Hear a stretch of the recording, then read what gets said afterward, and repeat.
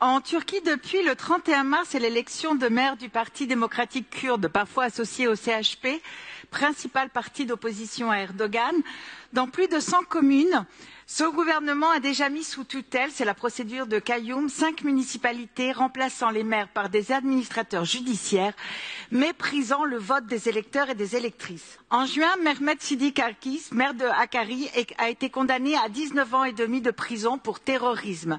Le 31 octobre, c'est Ahmet Ozer, maire kurde de CHP d'Esenyurt, le plus grand arrondissement d'Istanbul, qui lui a été destitué, accusé d'appartenance au PKK.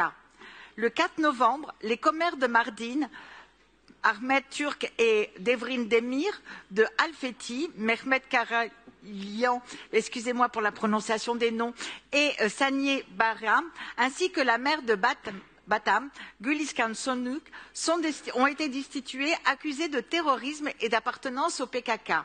Hier, ce sont les commères de Dersim, Sedvet Konak, du DEM et Mustafa Sarıgül du CHP qui ont été condamnés à 6 ans et 3 mois de prison.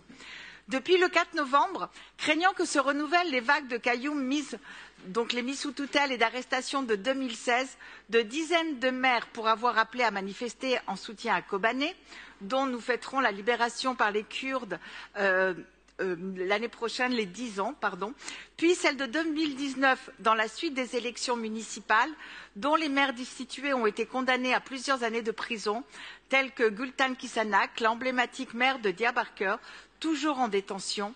Eh bien, depuis donc le 4 novembre, la population manifeste massivement. Des manifestations qui sont réprimées dans la violence. Plusieurs centaines de personnes, dont des journalistes, ont été arrêtées et il serait fait usage de la torture en détention.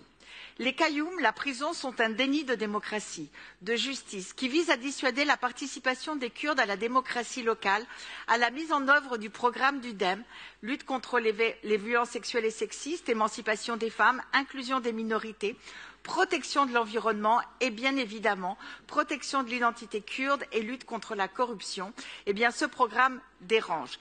Et nous le savons, des dizaines d'élus qui sont aujourd'hui menacés en Turquie et avec ce vœu du groupe Paris en commun, je vous appelle à manifester votre solidarité avec nos collègues kurdes, votre attachement au respect du vote des électeurs, à la libération de celles et ceux qui sont en détention et au respect du droit de manifester. Je vous remercie.